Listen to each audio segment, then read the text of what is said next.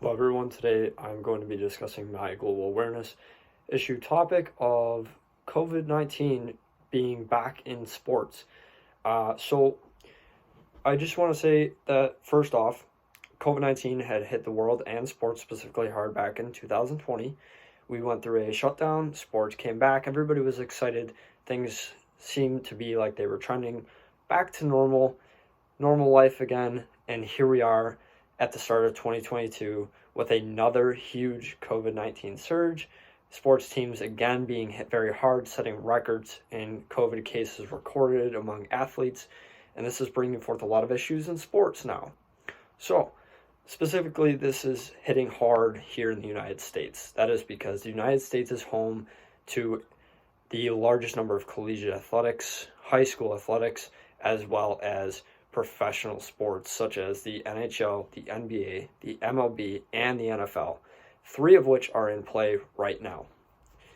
We're seeing games being postponed. We're seeing concern now about the Beijing 2022 Olympics, but that's another case.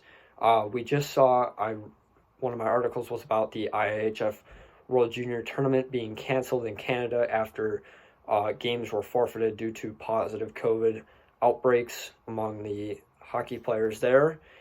And the NFL's new protocols trying to get players back quickly after they test positive if they are asymptomatic following new CDC guidelines. So, this is impacting sports management greatly because in sport management, there's so much to cover, right? You talk about the athletes themselves. This is hard on the athletes. A lot of athletes are now getting sick, some of which are having adverse side effects. This is tough on them mentally to go through the testing and following these protocols daily to try and do their jobs. As well as this is hitting the teams themselves hard, right? And it can affect the fans. We are seeing that games have been postponed. This is upsetting a lot of fans everywhere because they're like, well, hey, I bought my tickets. I'm vaccinated coming into the stadium. Most of these players are vaccinated, and because they test positive and they can't play, we now have to move this game. So there's a lot of scheduling issues that are going on around professional sports right now, as well as games just outright being canceled and putting a season in jeopardy. Like, there's a lot of questions about some leagues right now, whether or not they're going to finish their seasons on time or at all. So that plays into sport management as well, because you are counting on a season being completed. And with new COVID cases and outbreaks on teams, this is really hitting sports hard, shutting them down temporarily, and causing a lot of conversations to be had about what to do in the future here. So I just want to say also that this isn't just a global awareness issue with this latest surge of COVID-19 in sports. This is also a diversity and ethics issue. Diversity comes in because we have to think about everybody involved, right? Not just the athletes, but the people that work there, the different levels of sport, all the way from professional sports right down to the youth leagues.